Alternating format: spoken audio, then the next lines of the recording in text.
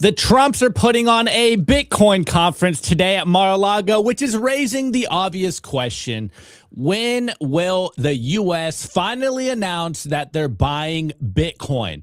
Well, you better strap in today because we're going to be making the case that they are currently secretly buying Bitcoin and have been for months now. We know that sounds crazy, but let's not forget what everyone has been talking about since Trump announced we are going to become the Bitcoin superpower of the world.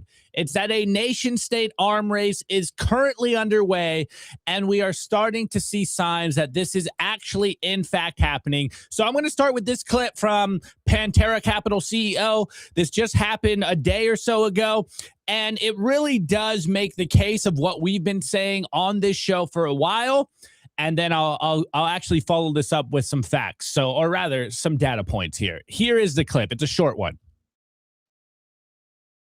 I think there will be a global arms race for Bitcoin within the next 2 or 3 years.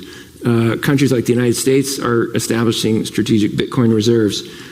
Countries that are aligned with us, like the UAE, are acquiring cryptocurrencies, Bitcoin. So that's the case. That's the base case here. That ever since we came out, or rather the U.S. came out, or the Trump administration came out, that we are going to become the Bitcoin superpower of the world from a game theory perspective, from a Mexican standoff perspective here. You would just kind of venture to guess that the U.S. is most likely stacking Bitcoin. They announced they're not going to announce every buy, but they're most likely buying Bitcoin. And Nico and I have been making this case on the show for the last couple of months that they're probably doing that.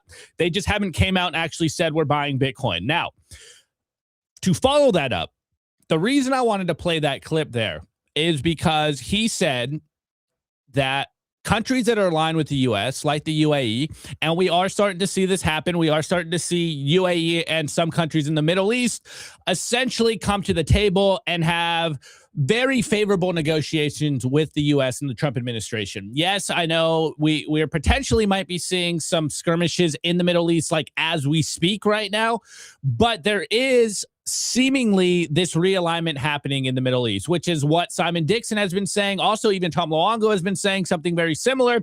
It is that now we may be seeing, or even Ray Dalio said it, we are starting to see the old world and a new realignment, a new shift happening currently as we speak.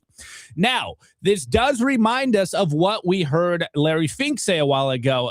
Remember, the clip said countries in the UAE are probably going to be buying Bitcoin. We're going to be in this arms race for the next 2 to 3 years. So let's not forget what Larry Fink said basically 2 months ago.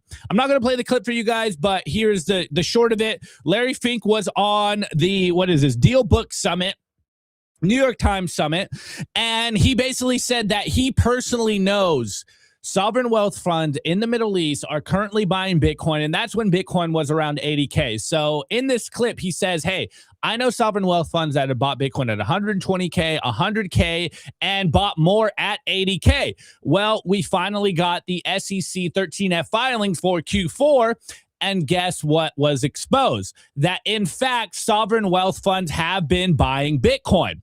Specifically, we have two. We have Mubadala,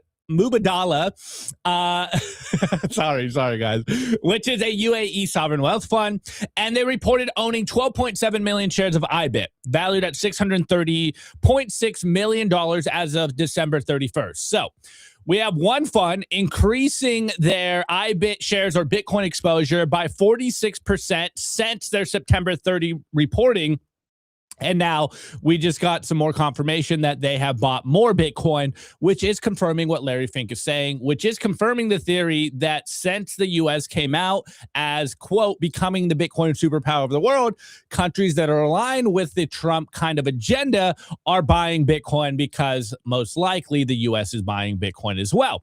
Now, going further, we have another filing from another sovereign wealth fund coming out of the UAE, which is Al Warda, and they, of course, also increase their IBIT shares. As of December 31st, they reported owning 8.2 million shares in IBIT. So That's 2 data points to confirm the idea that a nation state's arm race is happening. Now, of course, we're only getting this information because they have to report this with the SEC, which has just constantly been the theme of like, at what point does the U.S. really announce that they're buying Bitcoin? Do they announce it after they got their bags packed? Or that's probably the best case scenario. Now, going further, Bloomberg just reported what the Abu Dhabi fund thinks about Bitcoin. And this is further making the case that they're most likely buying Bitcoin. So here's Bloomberg headline this morning. Abu Dhabi funds add to Bitcoin bets despite crypto rout. Now, I'm not going to read the whole thing. The only point that I really want to read out of this article is this. A spokesperson for the Abu Dhabi Investment Council said it's building an allocation to Bitcoin as part of a long-term diversification strategy, which again is exactly what Larry Fink said in that clip, that this is not a short-term investment. This is a long-term capital allocation strategy. And now we're getting confirmation that that is in fact how the Abu Dhabi Investment Council is looking at this. And going further, they described Bitcoin, quote, as a store of value similar to gold, which is obviously what we've heard from the Larry Fink's BlackRocks of the world, that this isn't just a trade for most people. They are looking at the monetary order shifting, and they are strategically allocating capital to Bitcoin. So that's, confirming what we're seeing from the Pantera Capital CEO say, hey, there is a arms race happening right now. People are actively stacking Bitcoin. Now, the first part of that is, when is the U.S. going to buy Bitcoin? Now, of course, we don't have any confirmation yet. This is a little speculative. This is our thesis. This is our kind of, I don't know, maybe gut feeling here that they have to be stacking Bitcoin silently currently. And to really add to that confirmation, we also just saw this week that the Trumps, or rather the Trump children, through American Bitcoin mining, have stacked 6,000 Bitcoin. So they're upping their, Bitcoin treasury strategy. They're acquiring Bitcoin. Now they own 6,000 Bitcoin. So 2 Trump companies now own thousands of Bitcoin, publicly, of course. And when you see them doing this privately, it's not that big of a leap to think that they're very serious about doing this from the U.S. Strategic Bitcoin Reserve level. Now, of course, just to kind of confirm this a little bit, we played this on the show a couple of weeks ago. I'm not going to play it again, but both Scott Bessent and Donald Trump have very clearly been pushing for the, quote, regulatory clarity with the Clarity Act. They say it's very important. This is on the top of their agenda. They want to be doing this, which is seemingly probably the one thing, that one data point, or the one thing they need for them to actually announce that they want to buy Bitcoin, or rather that they have been buying Bitcoin. It is the regulatory clarity to come through. And from my kind of speculative take on this, my tinfoil hat view of this, it seems like they are waiting until the Clarity Act gets pushed through before we start to see any announcements trickle out that they have been secretly buying Bitcoin, whether that's at 120K, 100K, 80K, 60K. It does seem like someone bought the 60K bottom. Obviously, we might go back and test that 60K bottom. It could go lower. We don't know what's going on, but it does seem like someone with conviction, high conviction, stepped into the market at 60K and are acquiring that Bitcoin. And again, with these 13F filings, we do have some more interesting institutions buying Bitcoin, which I think we might do on tomorrow's show, because it'll take me a little longer to kind of break this down. But to wrap this all up, what are we seeing happening right now as we speak? Literally, as we are doing this show, they are having a World Liberty Finance Forum right now at Mar-a-Lago. And there was some early clips this morning coming out of Don Jr. and Eric Trump. The one that's really making the rounds right now is Eric Trump is saying, hey, I know for a fact we're going to $1 million. I've never been more bullish of Bitcoin. Yes, the price is down, but that's not our concern. He's like, we're going to $1 million. This is the best performing asset in the last 15 years. This is where we think the future is going. And then Don Jr. actually said something kind of interesting, and he has echoed these ideas in the past. He's like, look, from our family's perspective, and these were his words. He's like, we were basically at the top of the Ponzi because we could get loans from banks. We, very connected in the traditional financial system. But ever since we got debanked, we realized that Bitcoin, or rather crypto, is the solution here. He said that this morning. He literally said the fiat Ponzi this morning. So Don Jr. said fiat Ponzi, and then Eric Trump says we're going to $1 million best performing asset in the last 15 years. But here is the kind of announcement that they did for this World Liberty Finance Forum. He goes, today at Mar-a-Lago, the most powerful leaders in crypto, DeFi, and CeFi have gathered for the inaugural World Liberty Finance Forum. We are uniting visionaries from crypto, Wall Street, tech, and beyond to shape the future of finance, free from outdated banks, centralized control, and cancel culture. Modern American innovation is taking over, and we couldn't be more proud to lead the charge. We saw CZ was there this morning. We know Brian Armstrong is there. It's one of these things where it does look like the foundation is being laid here, and I'm going to venture the guess that very soon we're going to get a Bitcoin buy announcement from the federal level under the Trump administration. Now, I do really kind of want to nitpick a little bit on these speaker topics, because this really kind of, I think, in my mind at the very least, starts to expose what the big plan is. And do where it's due, credit where it's due. Shouts out to our boy Mark Goodwin. He's really hit this a long time ago, dubbing it the Bitcoin dollar system, or the digital Bitcoin dollar. Now let's look at some of these titles for these panels this morning. And it really goes into what we've been talking about here on the show, which is, there's no stopping this train. They got to print. This is why they launched the Genius Act first, because of stablecoins. Now there's, of course, this whole debate over stablecoin yield through the Clarity Act. So let's look at some of these titles. Even though they are essentially marketing this as a Bitcoin conference or a crypto conference, some of these panels are, to say the least, they don't have the best titles here. So literally the very first panel this morning is called Strengthening the Dollar in the Digital World. Is this not the Bitcoin digital dollar theory that our friend Mark Goodwin has been saying for a long time? This is what me and Nico said. This is why they pushed the stablecoin legislation first, because we know what they want to do. They definitely want to export the digital dollar around the world. That's why they wanted stablecoins in first, because they can't stop this train. They have to print more money. They need excess liquidity. They need to expand the liquidity supply.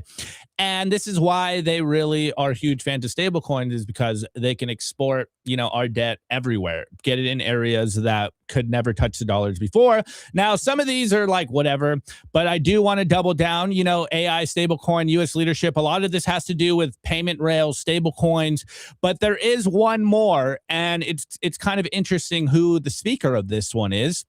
And it is later in the day. It is going to be at 4 o'clock later today, and it's a fireside chat with Brian Armstrong, and it's called The Architects of the Digital Dollar Era.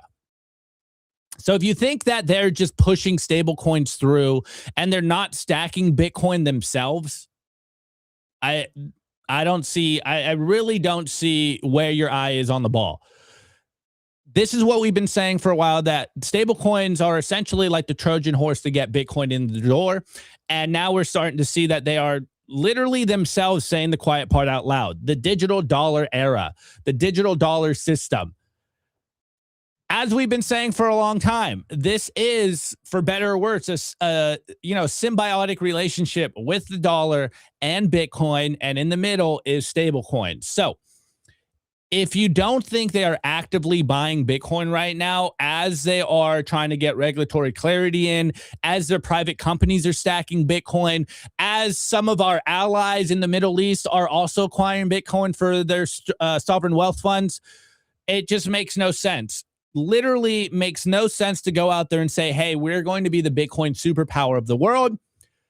Yes, they have this budget neutral constraint, but You don't just say you're going to get into Bitcoin and then let your allies and your competitors get into Bitcoin and start stacking Bitcoin without you yourself stacking that Bitcoin. I think a lot of the uncertainty that we're seeing around this is probably playing into their hands.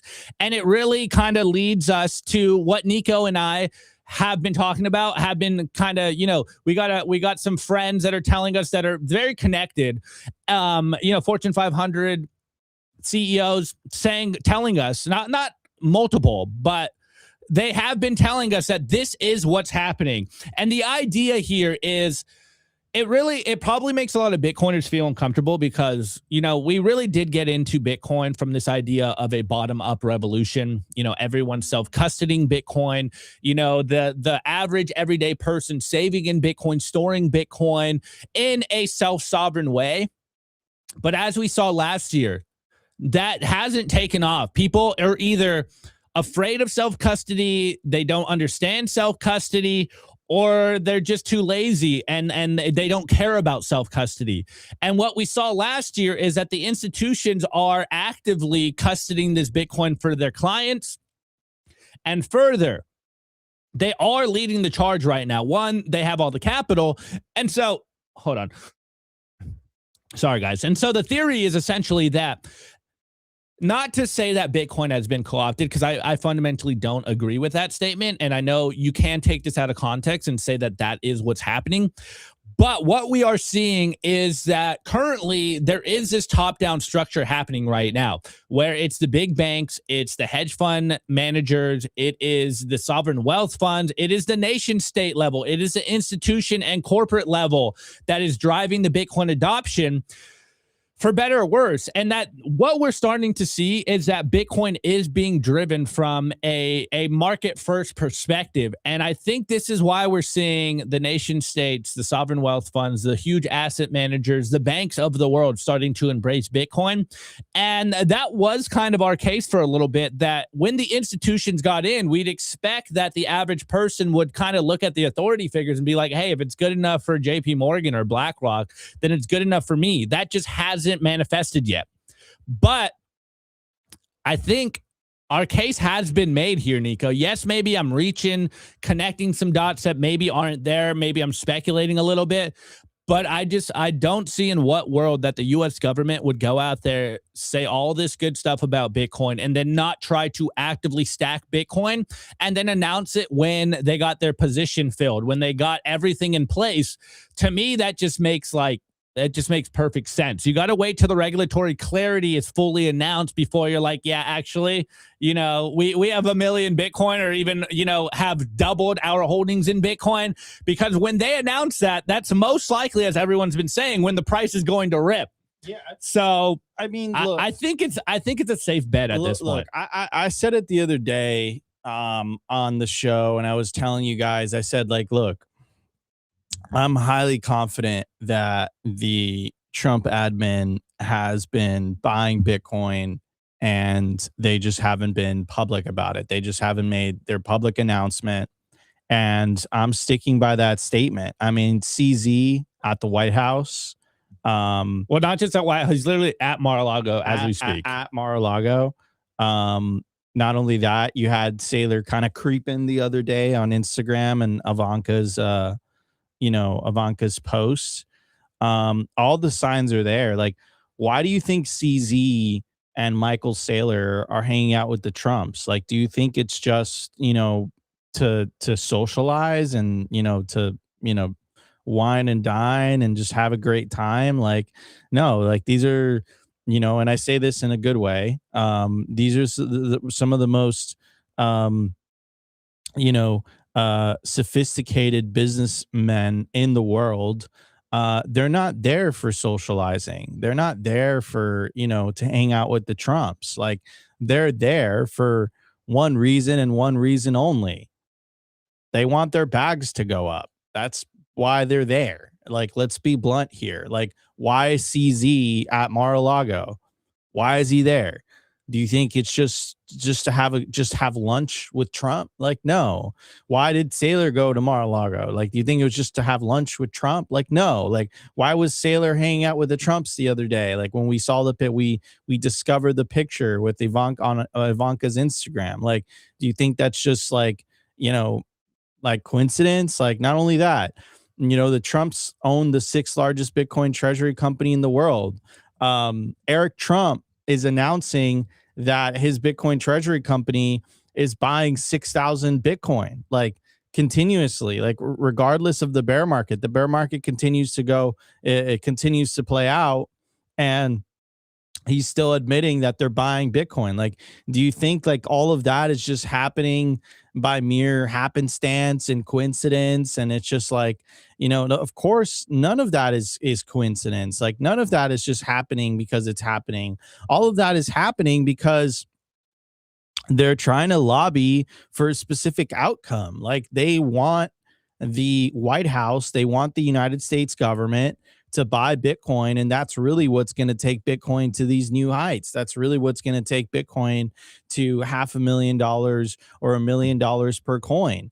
And I really believe that's going to happen in Trump's second term. Like, I would say that Trump's second term would be a failure if that didn't happen. And all the signs are pointing that it's going to happen.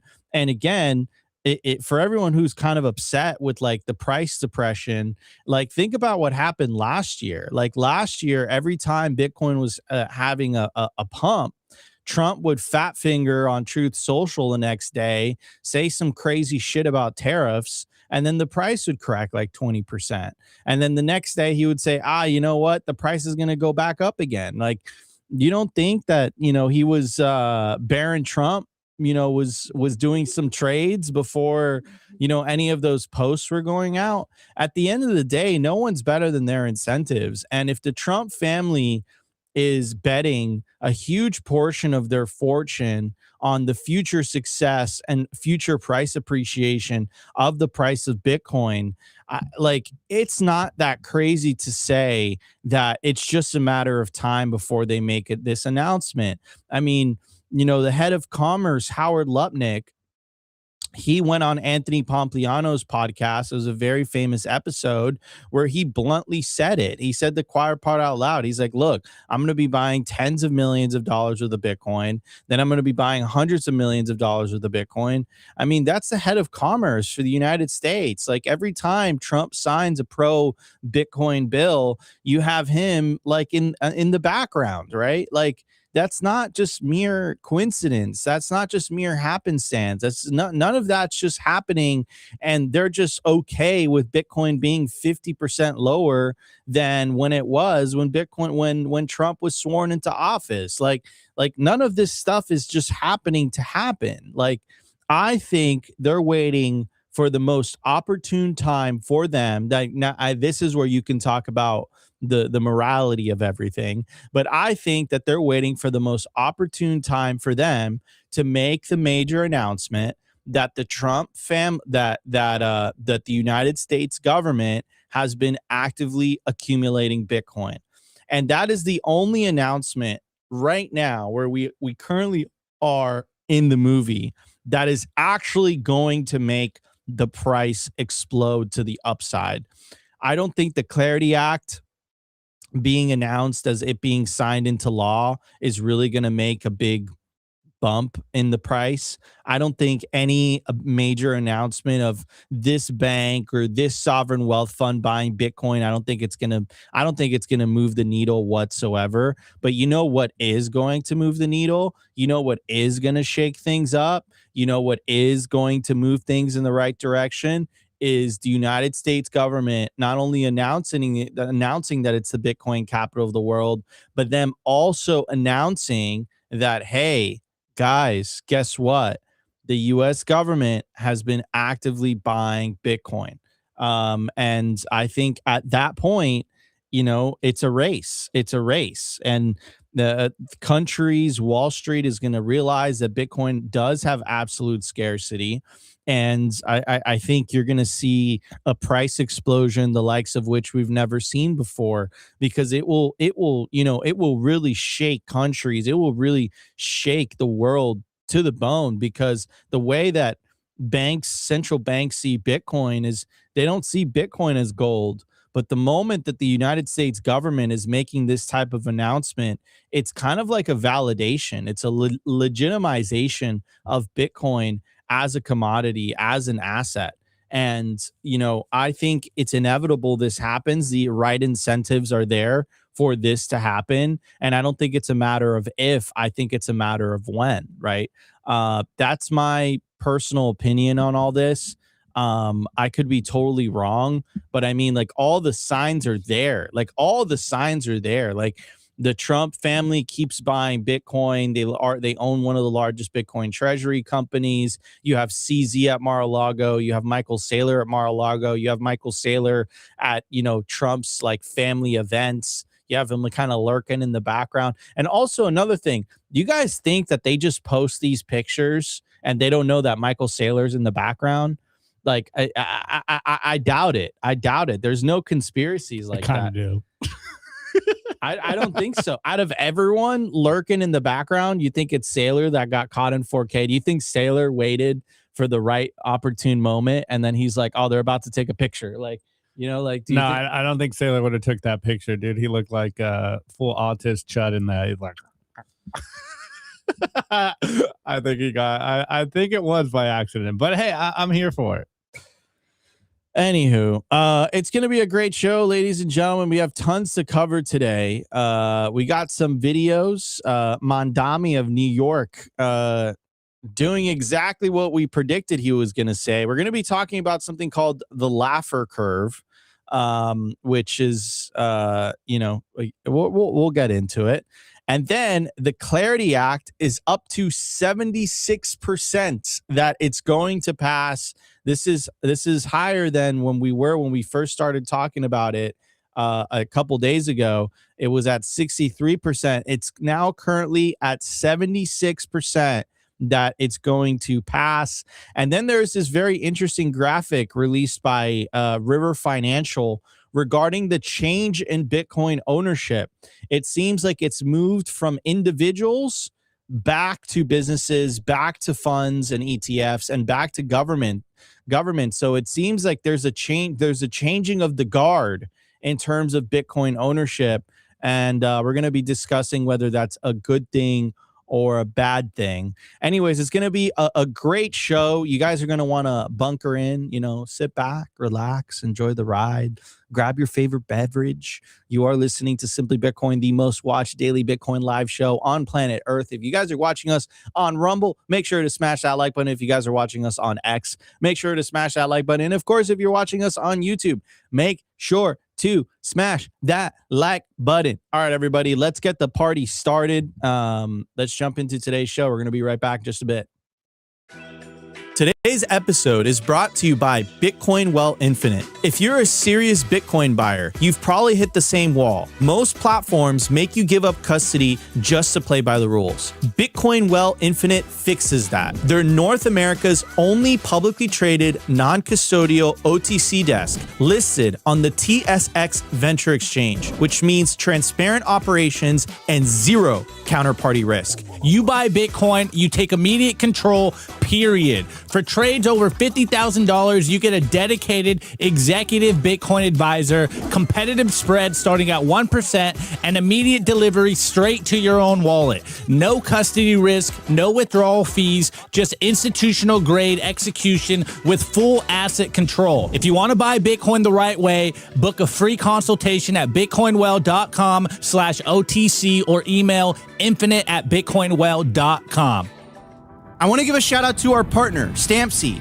Is your Bitcoin in cold storage really secure? Are your seed phrases really secure? Stampseed's do-it-yourself kit has everything you'll need for you to hammer your seed words into commercial-grade titanium plates instead of just writing them down on paper. Paper is fragile. Titanium plates are strong. Your words are actually stamped into the titanium plate with this hammer. and these letter stamping tools. Once the words are in, they aren't going anywhere. No risk of the plate breaking apart and pieces falling everywhere. Titanium stamp seeds will survive nearly triple the heat produced by a house fire. They are also crush-proof, waterproof, non-corrosive, and time-proof. And now you can customize your titanium seed plates. You can upload your design or logo and they will laser engrave it on the back of your seed plate, the opposite side of where the words are. Stamp your seed on StampSeed and use promo code SIMPLY to get 15% off anything on the stampseed.com store. All right, everybody, we are back. At the time of recording, the Bitcoin price is $67,100, sats per dollar 1,490, block height 937,269, realized monetary inflation 0.83%, market cap 1.34 trillion, Bitcoin versus gold market cap 4.48%, percentage issued 95.19%. The grand scheme of things, we are just getting started. Anyways, as predicted, let's talk about our boy. No, wait, not our boy. I mean, I said that kind of like jokingly. Let's talk about. Wait, I just saw that comment. Let's talk about our boy Mamdani, right? Wait. No, keep going. Sorry. So Mamdani got elected in New York. I actually love New York City. I think it's one of the best cities in the world. And you know, he got elected because he ran on a very popular message. And his message was basically like, if you vote for me, I will make things cheaper. I will, you know, subsidize the bus. So the bus is going to be free. Rents are going to go down. We're going to freeze rents and everything's going to be thing. And like we told you guys right from the beginning, like none of this stuff, all this stuff has to be paid for in some way. Like just because you say something is free, somebody else has to pay for it. Like ultimately somebody pays for things. Right.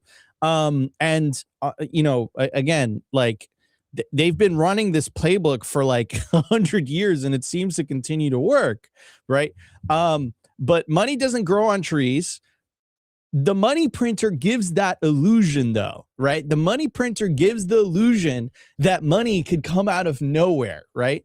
But it doesn't. Money doesn't come out of nowhere. And when they just print money just to fund things, that causes currency debasement. Currency debasement causes more wealth inequality, causes things to actually get more expensive for the people that are saving and earning in that said currency.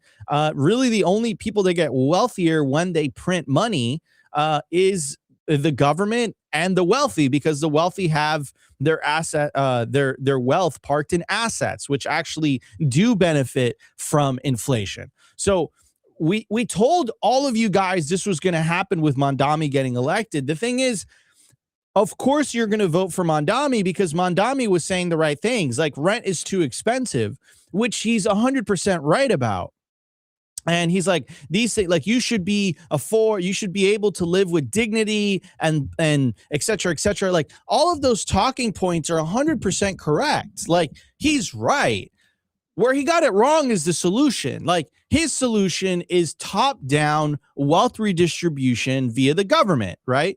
That has been tried and tested so many times throughout the last century. It just doesn't work. We got a lot of heat for us talking about this specific comment in the last videos. You guys are like, you guys are just magatards and you guys are just taking like a point of view, a perspective. And I'm like, dude, no, this has nothing to do with right or left. Because the right does the same thing. When they're in power, they use the money printer to enrich their friends or to fund war. Like the fundamental issue here, the reason rents keep getting more expensive is because they keep printing more money, right? So I want you guys to actually look at what the correct solution is to this, right? So that this becomes eventually, I'm going to say it, Opti, maybe we're like a little bit ahead of the curve. Eventually this becomes a political movement, right? The solution to rent being unaffordable, life being unaffordable, is opting out of broken money.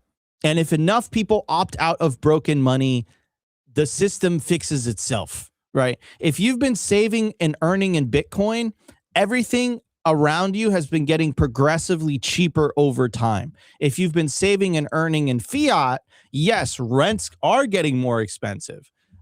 Food is getting more expensive. But the solution to that is not a political solution. It's not a solution where, oh, I'm going to vote this person in and then this person is going to fix all my problems. We've tried that. In fact, I had a very bad experience with the Trump administration, you know, kind of coming in and saying, listen, we're going to fix all these things. And it's like, he's done a great job on a lot of things, but on a lot of other things, there's things that Trump has done that I don't like, right? So it's like this idea of placing your hopes and dreams on a popularity contest, I think, is an outdated idea. And I think it's time to try something new, right? It's time to try something new. And what is that something new? It's separating money from state, but it's not a top-down movement. It's a bottom-up movement. It's about you, the individual, deciding that you want to reclaim back your financial sovereignty, you want to reclaim back your energy and opt out of the fiat monetary system into something that actually protects and values your time, which is Bitcoin, right? Anywho, let's play some of these clips and then I'm going to continue to say, we told you so. So let's check out this first clip of Mamdani and then I have some other ones. For those who have watched budget after budget, it is tempting to assume that we are engaging in the same dance as our predecessors. Let me assure you, nothing about this is typical. That's why our solutions won't be either. There are two paths to bridge this gap. The first is the most sustainable and the fairest path. This is the path of ending the drain on our city and raising taxes on the richest New Yorkers and the most profitable corporations. The onus for resolving this crisis should not be placed on the backs of working and middle-class New Yorkers. If we do not fix this structural imbalance and do not heed the calls of New Yorkers to raise taxes on the wealthy, this crisis will not disappear. It will simply return, year after year, forcing harder and harsher choices each time. And if we do not go down the first path, the city will be forced down a second, more harmful path. Faced with no other choice, the city would have to exercise the only revenue lever fully within our own control. We would have to raise property taxes. Okay, so here's the problem. All right, so I'm gonna talk to you guys about the Laffer curve, right? So here's the thing: government doesn't produce anything, right? So government is not productive. It takes, but it doesn't produce, right? That's the key word. It takes, but it doesn't produce. So how does government get its income? Well, it has to get it through tax revenue. Now, here's the thing. It's very easy for a politician to say, hey, I'm going to give you all of these quote unquote free things. The reality is that they're not free. That there's a certain tax base that is paying for it. Now, here's the uncomfortable truth, right? What these politicians never talk about, including Mamdani, right? This is why I keep telling you guys, it's time to try something different. Here's the uncomfortable truth. The vast majority of income tax is paid by the very wealthy. The very wealthy are the ones who pay for most of the income tax. And what he's basically saying is we need to raise the tax even more on the very wealthy to pay for all these things. Now, here's the thing, and this is why I want to talk about the Laffer curve. The problem is that if you raise the taxes on the very wealthy have the means to get up and go. So when you hear Tesla basically saying, hey, we're changing the location of our headquarters to Austin, Texas, or when you hear Palantir, for example, they made the announcement this morning basically saying we're making our headquarters in Miami, Florida, And when you hear about the mass exodus of millionaires leaving California, New York to go to Texas and Florida, those millionaires aren't leaving for ideological reasons. They're leaving for one reason alone: taxes. And what happens when the primary tax base that is funding everything leaves? You end up with the lower tax base, and the politician has no choice but to do what?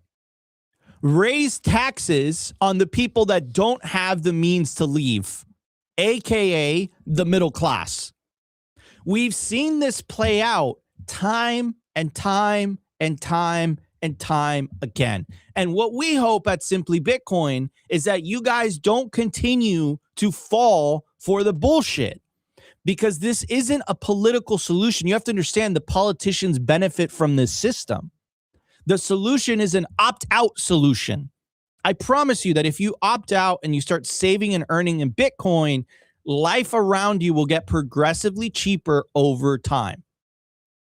It's a much better progressive solution than this let's tax the rich.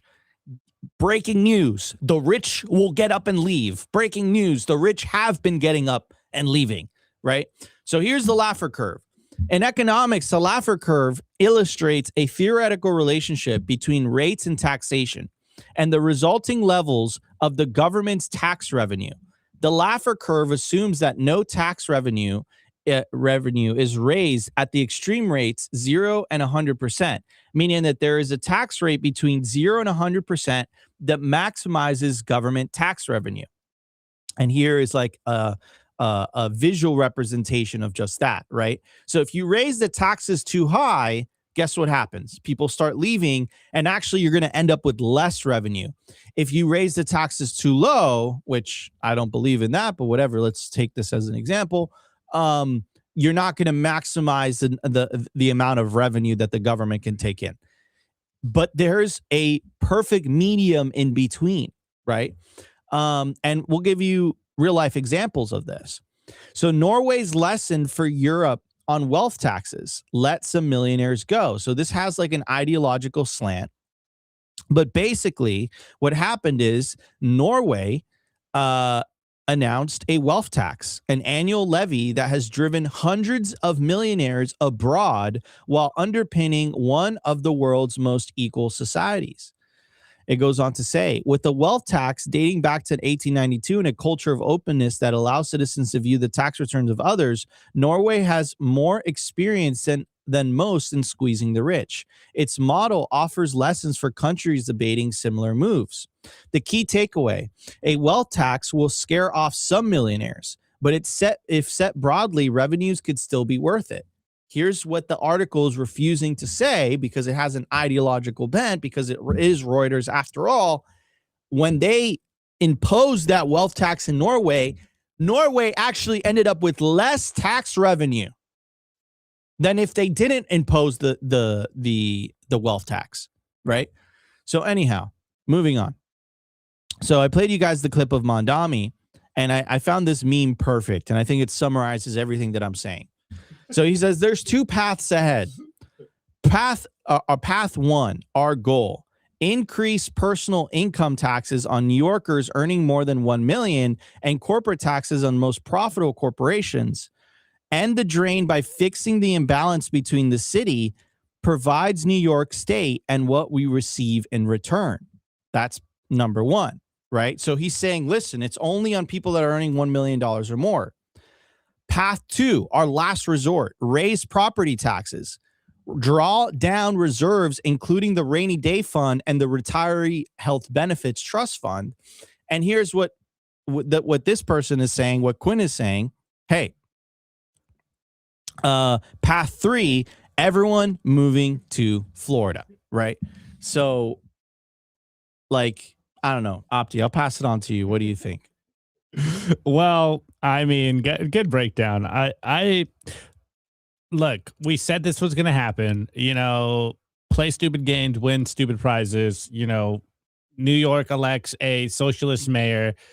Literally no more than 45 days later, they realize like, hey, we're running out of the money. So what are their planned proposals? Like, let's just figure out ways to steal more money. It's like, it's poetic because we knew this was going to happen. And the very people that voted in Mamdani, which is like, you know, middle class, just like an average person, maybe they're a little more left leaning, a little more progressive, liberal. They're like, let's change something here. Let's get this guy in. He's got some progressive ideologies, some progressive thoughts here. Maybe he's going to be able to change and correct the course or correct the ship of New York because, you know, they're having troubles because of policies like this. So they went to the worst extreme possible. And then literally, like, even his 2-point plan, it's like, okay, well, basically, we want to tax the rich. You know, we're going to tax the billionaires and the corporations. And then the second plan, which is like, we don't want to do this, is like, we're going to raise property taxes, which is literally going to hurt the very people that voted him in. It's like, guys, we've seen this play out a bunch of times in the last 100 years. And every time it ends the exact same way. They just start coming for your money. They start raising taxes. They essentially try to fleece as much as possible from the average person. And it literally took them 45 days. Like it happened a lot quicker than we thought it would. We thought it might be like 6 months, 9 months. It happened in basically a month and a half. Exactly what we said was going to happen because it's just simple. If you understand history, if you understand a little bit of history, you knew that this was going to happen exactly like this. It's just, it is insane how quickly it happened, which could be attributed to just how fast, you know, the internet and the digital world works. But I haven't really seen much of the cope from people that voted him in. Maybe they still think this is a good idea. Maybe they still think like, oh, well, this is actually going to help us. But in reality, you know, they're still thinking that, hey, let's tax the billionaires, let's tax the corporations, let's raise the property taxes on the landowners. But what's going to happen to people, everyday people? Your rent's going to increase. You're going to be poorer because of this stuff. And further, the other thing, it's like, let's raid the, you know, New York rainy day fund. So it's like they're already running out of money. They're already looking at how to get more money out of people. This has been speed tracked, you know, lightning pace, speed run on how bad these policies actually are. And remember, he ran on this idea of, hey, everything's going to be free. You're going to get all this good stuff. And 45 days later, he's already basically saying like, look, sorry, middle class. Sorry, you know, everyone that voted me in. We're probably going to have to increase rent without actually saying we're going to have to increase rent because, of course, it's the bad boogeyman landowners, it's the bad billionaires, it's the bad corporations. But where do you think that where do you think they're going to, you know, divert the cost? Where do you think they're going to put the cost down? It's to the people that are voted him in. It's just, it's insane. Like you'd think people would understand that this hurts them. So and yet they just keep voting this stuff in. It's nuts. So this is one of my favorite websites.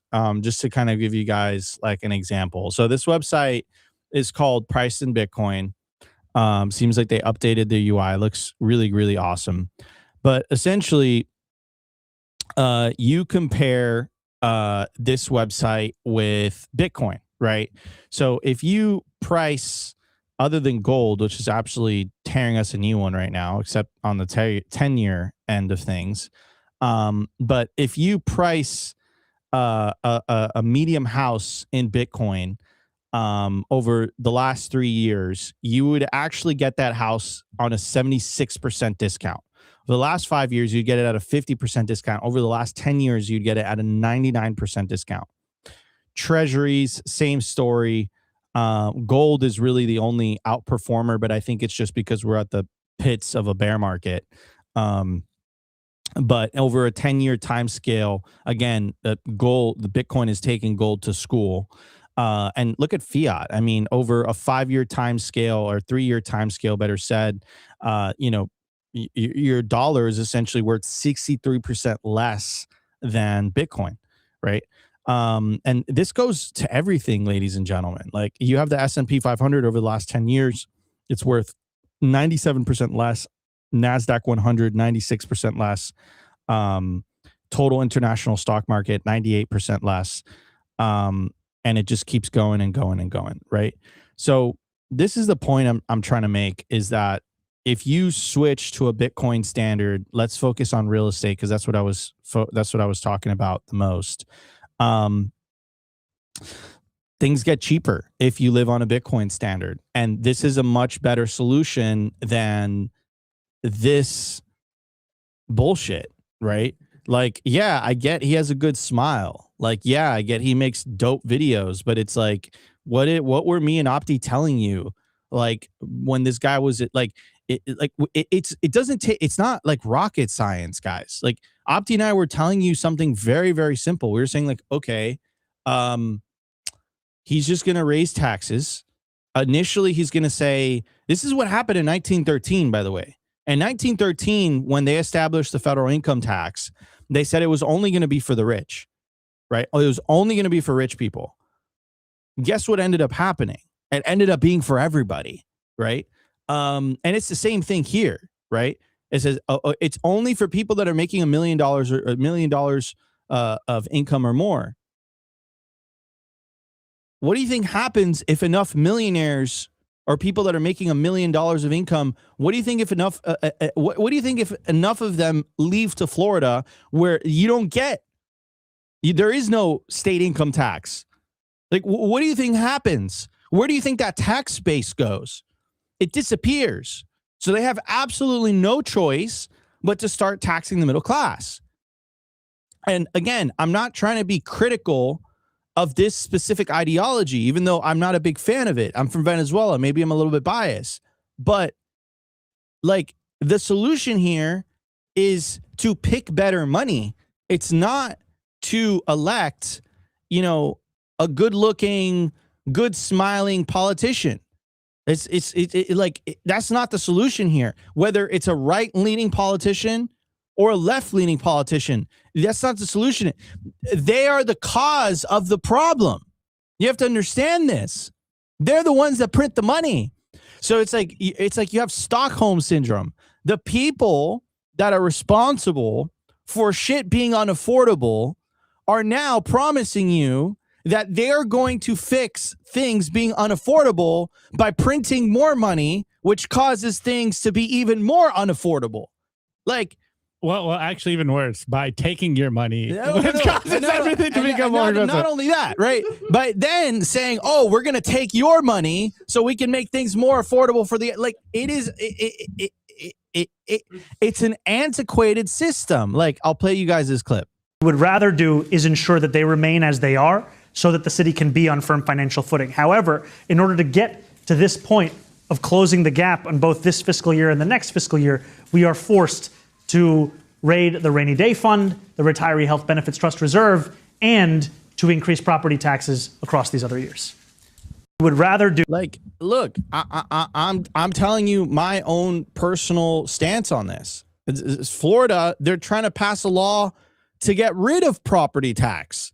So if I lived in New York, right, and I saw this, you know what I would say? Go F yourself. I'm leaving. That's what I would say. And they lose that tax base forever. That's what happens. The most productive people in that society, you are penalizing them for being the most productive, for being the most efficient capital allocators. And what do you think they're going to do? They're going to get up and they're going to vote with their feet. Why do you think Ken Griffin, why do you think all these billionaires and millionaires are moving to Florida? Why? They're moving to Florida because there's no income tax here. They're moving to Florida because Ron DeSantis is basically going on TV saying, we're trying to get rid of property tax. That's why they're leaving. And here's the thing, in the day and age of the internet, where you being tied to a specific location is less important, because you can take things over, you can take things over call, you can take calls over Zoom, you could take Google Meet calls or whatever. Like, where's the moat? Where's the moat? Where's the moat? Where's the moat? There is no moat. And this is the thesis and the theory from the book, The Sovereign Individual. This is literally what they were talking about. That literally in that book, they're literally talking about this. People are going to vote with their feet, and they're going to go to the most favorable jurisdiction. Full stop. So it goes back to the Laffer curve. It goes back to this idea, like, listen, politicians aren't the end all be all. At the end of the day, those politicians don't produce anything. They don't make anything. Their only solution is to take from others to give to other people. What happens when those others that have things decide to get up and go? There's nothing to take there's nothing else to take anymore. And this goes back to, I was like, one of Margaret Thatcher's like most famous quotes, which is like, you know, socialism works until you run out of other people's money, right? Like it's like we've seen this over and over and over and over again. Now, here's the thing. I empathize with the people that voted for Mamdani. I understand why people voted for Mamdani. I understand that rents are too expensive. I understand that if you work 3 jobs, like the fact that you don't even have the dignity to be able to live, like that shit is despicable. But that is happening not because you don't have the right guy in office. That is happening fundamentally because the money is broken. Your unit of account that you're using is consistently stealing from you on a daily basis. And that system is fundamentally corrupt. It's immoral. And that is why you're feeling poorer. It's not because Team Blue or Team Red is in power. Team Blue or Team Red benefit from the money printing. They benefit from you getting poorer. They don't give a flying fuck, because either way, they're going to enrich themselves off the very system. The only way to beat this said system is to opt out of it entirely. That is the only way to beat it. It's not a political solution. Politics do matter, but the most important vote you can make is to vote with your wallet. It's to opt out of the system entirely. It's to buy Bitcoin, mine Bitcoin, earn Bitcoin, put that Bitcoin into self-custody. That is how you're going to protect yourself from rents increasing. That's how you're going to protect yourself from grocery prices increasing. That's how you're going to protect yourself from gas prices increasing. It's not electing whatever, you know, excuse my language, fuckface decides to smile and say, hey, listen, guys, I'm going to fix everything. You just got to vote for me. It doesn't work. We were telling you this before the Mamdani election. And again, it's just playing out exactly as we predicted. It's not rocket science. It's not rocket science. Look at history. Look at the outcomes. It always ends the same way. It could provide a temporary Band-Aid, but what it ends up with is that the rich people leave, the big tax base leaves, and everybody ends up with less money. That's what ends up happening every single time. So it's time to try something different. It's time to, instead of voting for blue, instead of voting for red, it's time to vote for orange. How about that? Anyways, we're going to be right back in just a bit. I want to give a shout out to our partner, Ledin, the leader in Bitcoin-backed loans. Unlock the liquidity in your Bitcoin without having to sell your Bitcoin. They've issued $9 billion in loans to over 10,000 customers since 2018. I absolutely love these guys. Not only do I have an account with them, but I also have a loan. And what I love about them is that there are no monthly payments, and you could pay back the loan at any time. As soon as you send your Bitcoin as collateral, you'll have cash in your account within 24 hours. Over 1,000 5-star customer reviews, and they've never lost a single dollar or sat of customer money. Go to learn.ledin.io/simply today, and you'll get 0.25% off your first loan. I want to give a shout out to our partner, sat123.com. Sovereignty isn't just about your money. It's about your communications too. When the grid goes down, most people go dark. Cell towers fail in hurricanes, cyber attacks, and blackouts. But satellite phones, they don't rely on local infrastructure. Iridium has 77 satellites in orbit, giving you a direct line anywhere in the US, even offshore. If you hold your own Bitcoin keys, you should hold your own comms too. Sat123.com also has everything you need to start building your Bitcoin citadel. Starlink, battery backups, Faraday bags to protect your hardware wallets, and much, much more. It's a one-stop shop for anyone serious about resilience and off-grid independence. Stay connected, stay independent, stay sovereign. Go to sat123.com/simply today and use promo code SIMPLY to get 15% off anything on the store. I want to give a shout out to our partner, BitKey.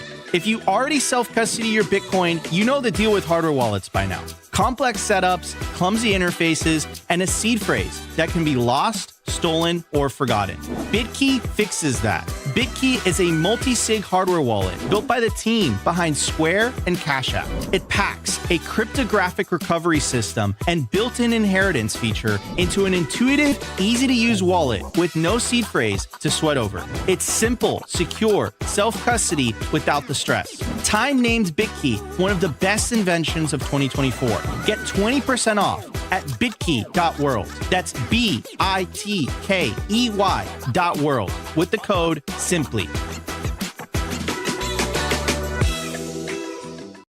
All right, everybody, we are back. Guys, if you guys are enjoying today's show, guys, go check out our sponsors.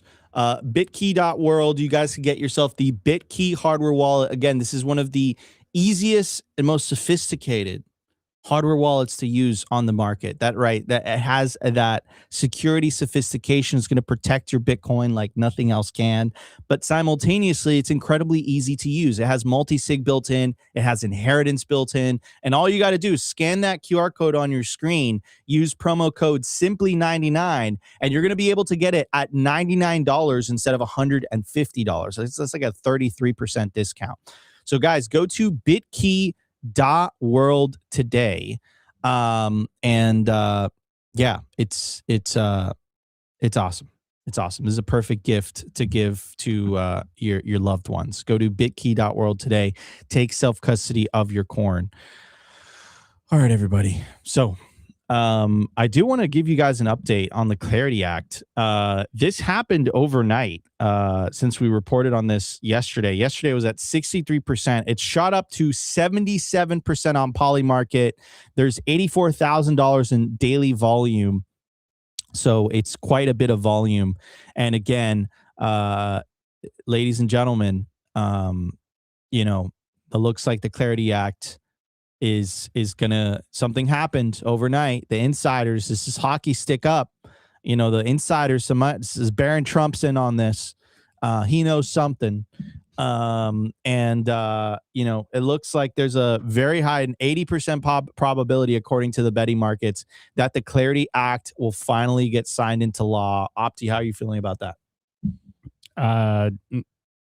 I don't believe it. But can you zoom into this a little bit? Can you go to the 1 week chart here on the Polymarket?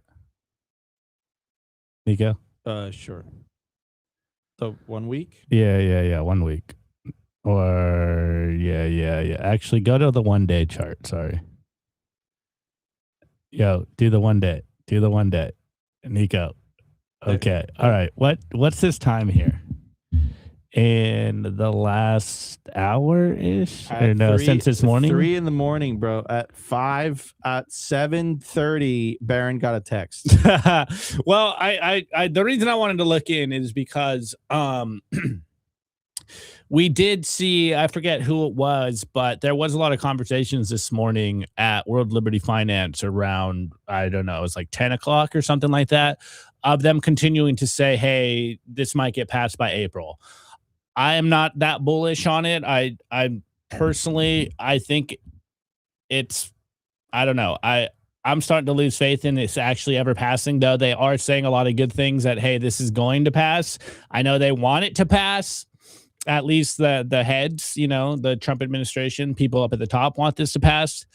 I've become less bullish on the idea that the Clarity Act is actually going to pass. But, sometimes I don't agree with the market odds, but I'm not putting my money, where my mouth is here. So there's people actually putting money on the lines. Maybe there is something they know that I don't know. Maybe it is Barron out there, making some money on Polymarkets, but I don't know. I'm not that bullish on on it actually getting through by April, because like realistically, guys, this is kind of like the breakdown. If this doesn't pass in the next month or two, when's April? Two months. If we're still deliberating over the Clarity Act by April and it doesn't actually get passed around April, then there's really not that much time until the midterms after that, and then by then it's not ever going to pass. That's why I've become extremely bearish on this actually getting pushed through. They keep delaying the deadlines. We heard that was going to happen by the end of 2025. We heard it was going to happen by the end of January. Then they said end of February. Now they're saying maybe by the end of April. If they delay this after April and we don't see anything by June or July, it's not going to pass, because then they're going to turn the machine and they're going to start talking about the midterms, and by then they're not going to do anything that is seemingly unfavorable, because they got a lot to worry about what's going on in the midterms. So look, I guess tentatively, a little hopeful that something good does go through and we do start to get a good narrative shift around here and we start to see the price turn around because of something like this. I know I said earlier, like, they're probably waiting for the Clarity Act to get pushed through before they announce a Bitcoin buy, the U.S. government. But from the deliberations that we're seeing, I just keep thinking they're going to kick the can down the road and then it's going to get forgotten throughout the midterm kind of hype. So I mean, maybe the poly markets are right and I'm wrong. It wouldn't be the first time I'm wrong about it. So that's kind of my take on this. Yeah. I mean, I don't know, man. I think Barron got the call. I think Barron got the call in my opinion. Yeah, Barron's the GOAT. I think Barron got the call, dude. Dude, 6'5", already 100 millionaire. It does better trades than Nancy Pelosi. Next Chad. Next topic on this. This is the story of Bitcoin bear market. Individuals are capitulating, but the public companies and institutions are not. Each passing day, the price floor for Bitcoin rises as the rotation from weak hands to strong hands continues. So smart money is buying Bitcoin. 500,000 Bitcoin has gone into the hands of businesses. 200,000 Bitcoin has gone into funds and ETFs. 135,000 Bitcoin has gone into governments. And individuals sold 700,000 Bitcoin. So there's a changing of the guard from individuals to businesses, ETFs, and governments. Eso es no bueno. Yeah, that really also goes into what we've been saying pretty much all year long, that the institutions are essentially eating Wall Street or retail's lunch right now. And I don't know if you saw, but there was a good clip by Samson Mao who's basically doubling down on this idea that like Wall Street is pulling a psyop on Main Street right now. And this really goes into one of the things I've been kind of saying. It does feel like we're starting to see, or rather that we've been seeing Wall Street games on Bitcoin. After the first year, after they kind of, all the banks get the, the free run to get into Bitcoin. What do we see? Bitcoin price dump. Wall Street wants to scoop up Bitcoin at a cheap price. Everyone's getting scared. They're like, damn, I missed a 126K top. I should sell out right now because it's going to go to 30, 40K. I'm just trolling you. And in reality, we've seen just a ton of Bitcoin leaving individuals' hands and going where? You're selling it to Saylor, you're selling it to Larry Fink. It looks like you're selling it to sovereign wealth funds. So there is a transition right now from individuals in self-custody to these Wall Street institutions. And it's hard to look at that and not think that there is some sort of Wall Street manipulation games playing out so that they can get themselves Bitcoin on the cheap. It's like the data keeps coming in and it just keeps kind of confirming that idea in my head. So that's kind of what I see here. And it's not a good thing, to be honest. No, not at all. Yeah, I mean, hopefully this changes, guys. This is in your hands, everybody. This is in your hands. That you should This is in your hands, everybody. Like you have the power to change this. Like stop selling your Bitcoin to BlackRock. I don't know. I don't know what else to tell you in that regard. So anywho, let's move on to today's culture. Take self-custody of your Bitcoin. We're going to be right back in just a bit. I want to give a shout out to our partner, HIVE Digital Technologies. Fueled by clean energy, HIVE has quadrupled its global Bitcoin mining footprint and channels that same scale into high performance compute, where their AI cloud is now ranked #1 in the world for network performance. At HIVE, you've got dual engines, Bitcoin and AI humming, roaring, accelerating in unison. They're lean and mean, they're green and clean, and they're rewriting the playbook on sustainable digital infrastructure. You can catch the latest buzz at Hive Digital Tech or at hivedigitaltech.com.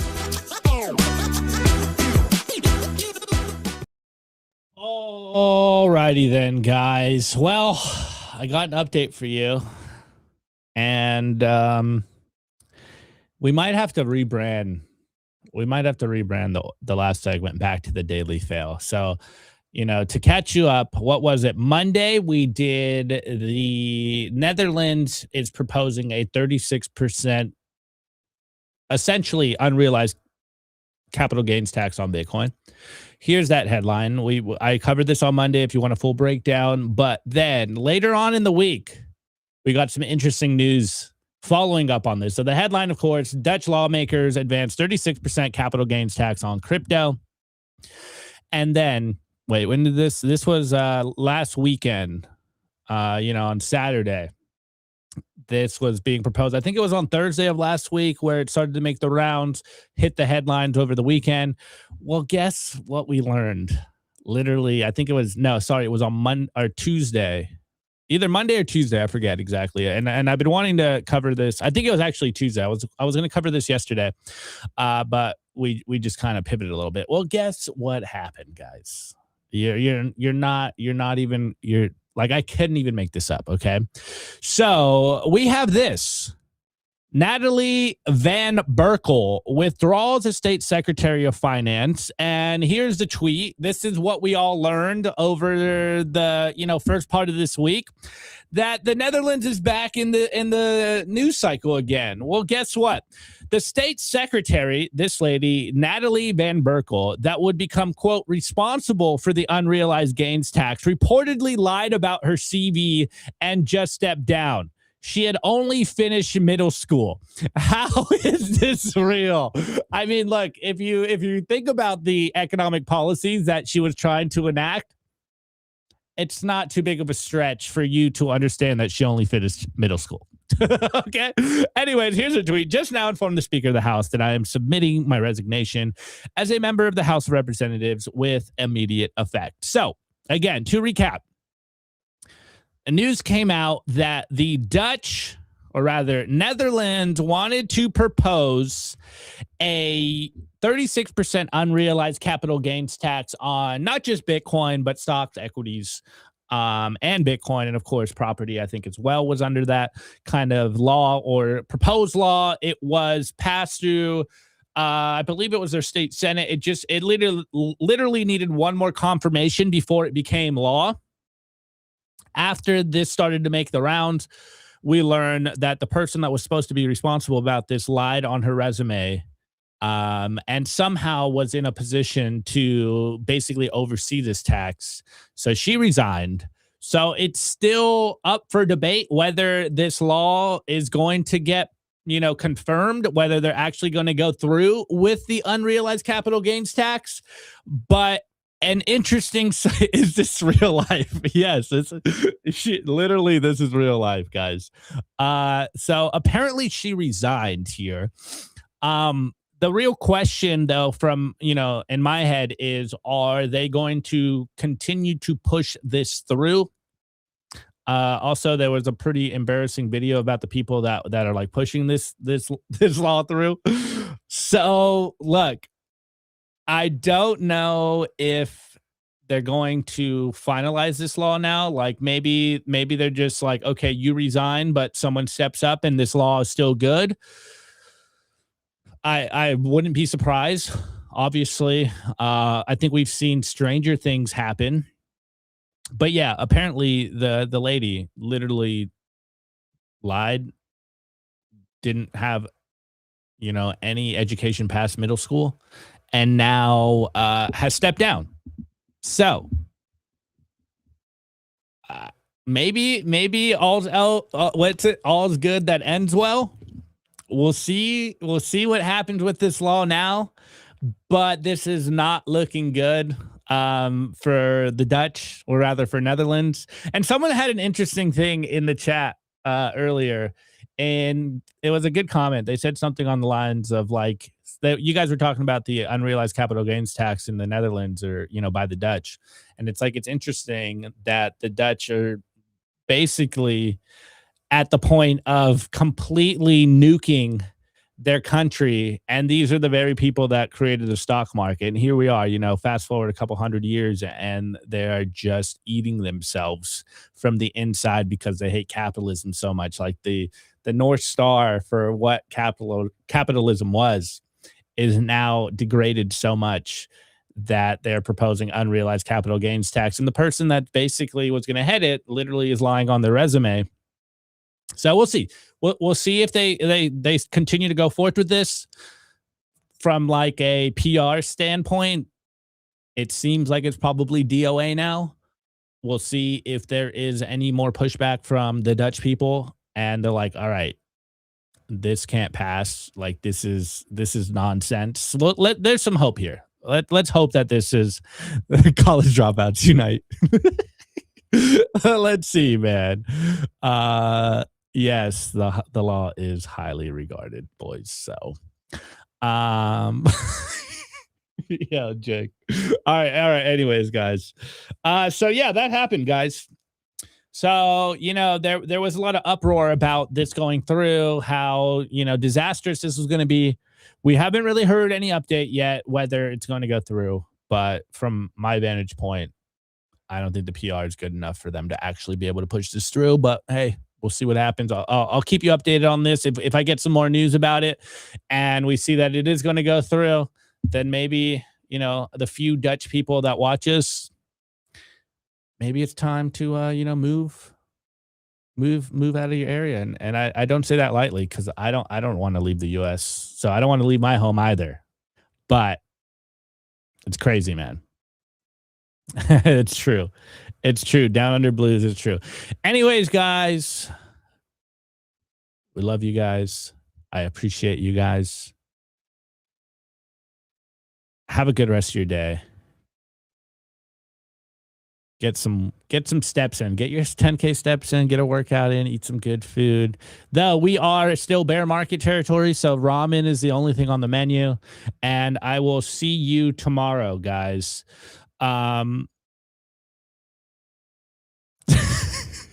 Ultra trip. Okay.